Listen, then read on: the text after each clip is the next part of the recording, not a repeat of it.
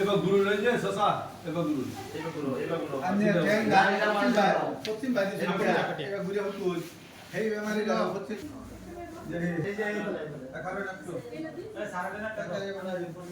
না কোন তো লো হাত দিলো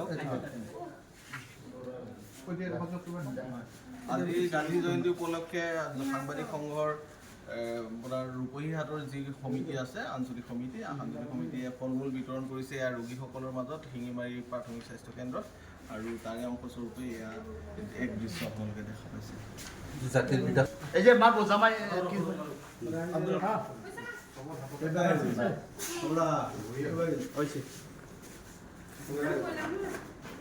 আজি জাতিৰ ৰূপহীহাট যিটো ভাৰতীয়